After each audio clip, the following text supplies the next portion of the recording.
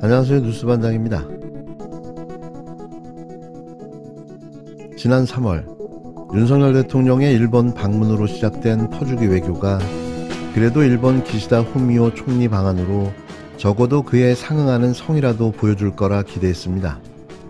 그도 그럴 것이 윤 대통령이 마냥 퍼주기만 한 굴욕 외교의 결과는 참담했기 때문인데요. 애써 빈잔에 반을 채웠으니 반을 채워줄 거라 말하는 비굴하기까지 한 저자세 외교는 우리 모두가 한 번도 경험해보지 못한 일이었습니다. 그렇게까지 했건만 일본은 또 한 번의 굴욕으로 윤 대통령과 대한민국 국민들에게 빅엿을 날렸는데요. 셔틀 외교랍시고 한국을 찾은 기시다 총리는 아무것도 들고 온 게 없었습니다. 그냥 빈손으로 왔다 또다시 선물을 한 보따리 싸들고 한국을 떠났는데요. 바보도 이런 바보가 있을까요? 무능도 이런 무능이 있을까 싶습니다. 이런 자가 대한민국 대통령이라는 게 절망적입니다. 이번 한일 정상회담은 무능과 굴욕의 종합판입니다.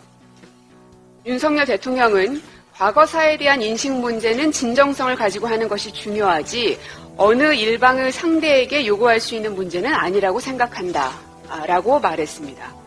뿐만 아니라 한국이 먼저 이야기를 꺼내거나 요구한 바 없는데 먼저 진정성 있는 입장을 보여줘서 감사하다라고 말했다고 합니다. 여기에서 두 가지 문제점이 있습니다. 첫째는 왜 요구하지 못합니까? 왜 일본 정부에게 먼저 이야기를 꺼내고 먼저 요구하지 못합니까? 윤석열 대통령 개인의 피해에 대해서 사과받으라는 거 아닙니다.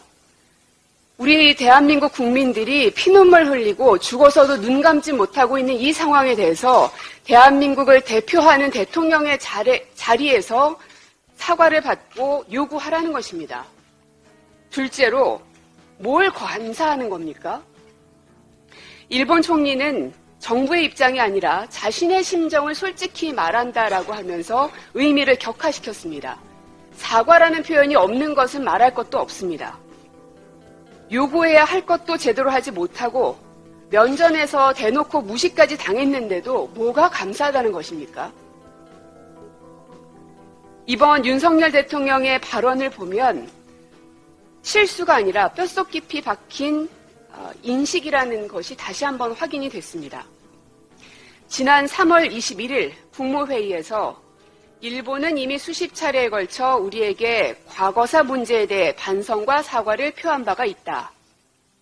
그리고 4월 24일 워싱턴 포스트 인터뷰에서는 100년 전 일을 가지고 무조건 무릎 꿇어야 하는 건 저는 받아들일 수 없다.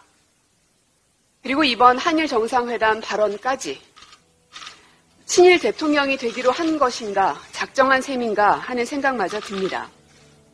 뿐만 아니라 이번 후쿠시마 오염수 관련해서도 조사와 검증단이 아니라 왜 시찰단입니까? 정확한 조사를 하는 게 아니라 눈으로만 보고 오는 것이라면 한국에 다시 돌아올 수 없을 겁니다.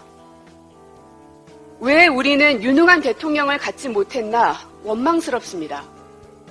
이제라도 후쿠시마 오염수 관련해 시찰의 의미를 명확히 하고 일본 정부로부터 공식적인 개인 감정이 아니라 공식적인 사과를 받아내십시오. 기시다 후미오 일본 총리가 8일 독도는 일본 고유의 영토, 적기지 공격 능력, 즉 반격 능력 보유가 명시된 일본 3대 안보 문서 재개정에 대해 사실상 동의할 수 없다는 뜻을 밝힌 것으로 전해졌습니다. 12년 만에 한국을 찾은 일본 수상이 대한민국 서울에서 제국주의의 대못을 박은 겁니다. 복수의 정치권 핵심 관계자에 따르면 기시다 총리는 이날 오전 한일의원연맹 회장인 정진석 국힘당 의원, 간사장인 윤호중 더불어민주당 의원과 만난 자리에서 윤 의원의 관련 질문에 이 같은 의사를 밝힌 것으로 알려졌는데요. 기시다 총리가 충분히 이웃나라로서 중요성을 인지하고 있다고 말하면서도 윤 의원의 요청에 동의할 수 없다는 뜻을 밝힌 것으로 전해졌습니다. 앞서 윤 의원은 이날 기시다 총리와 면담 직후 기자들과 만나 일본 측이 안보 협력을 이야기하면서 러시아와 중국과 마찬가지로 대한민국에 대해서도 양국 간의 갈등 사안을 안보 문서에 게재하게 된 것에 대해 모순점이 있다는 것을 지적했다며 한국과 일본의 보다 원활한 안보 협력을 위해서는 안보문서의 재개정도 고려해야 하는 것이라고 요청했다고 전했는데요. 윤 의원이 말하는 안보문서는 일본의 중장기 안보정책을 담은 세계의 안보 분야 문서를 말합니다. 2013년 처음 채택돼 2022년 12월 개정됐는데요. 문제는 일본이 이중 국가안보 전략을 개정하면서 우리나라, 즉 일본의 고유 영토인 다케시마 영유권 문제라는 표현을 추가했다는 점인데요. 반격 능력을 보유하기로 한 점도 유사시 한반도에 일본 자위대가 개입하는 상황이 벌어질 수 있다는 우려가 제기되기도 했습니다. 민주당은 지난해 일본의 안보문서 개정 당시 대변인 브리핑을 통해 일본의 반격 능력 보유, 독도 영유권 주장 등을 비판한 바 있는데요.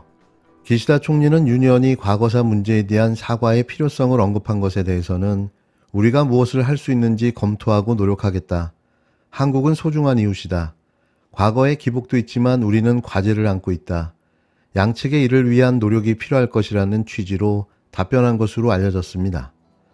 기시다 총리는 정 의원이 강제징용 피해자에 대해 따뜻한 메시지를 밝힌 것은 인상적이었다고 하자 한국에 대해 그 부분에 대해 진정성을 갖고 보여드리고자 노력하고 있다고 답한 것으로 전해졌는데요.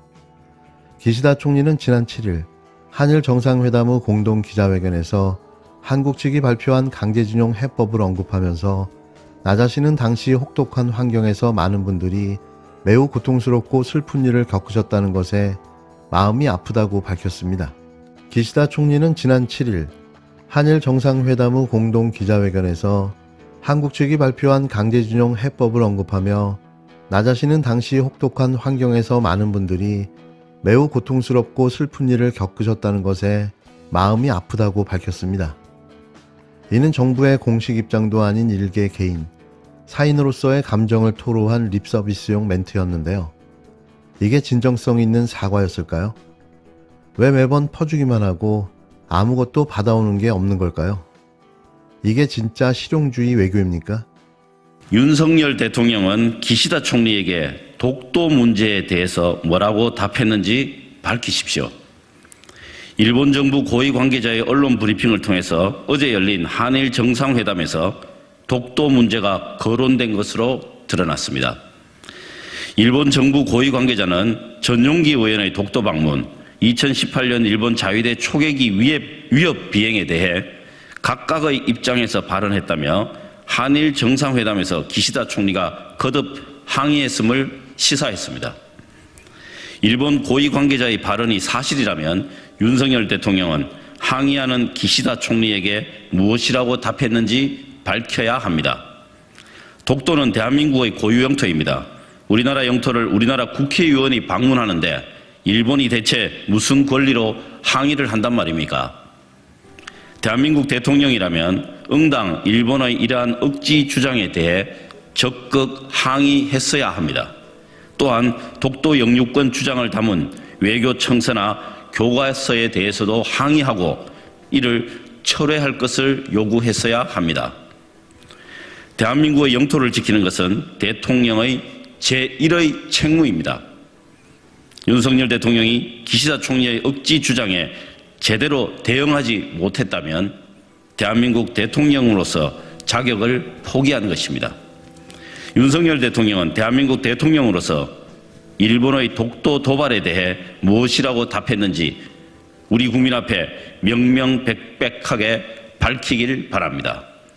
대통령실도 독도 문제가 한일 정상회담에서 거론되었음에도 이를 밝히지 않은 이유가 무엇인지 해명하길 바랍니다.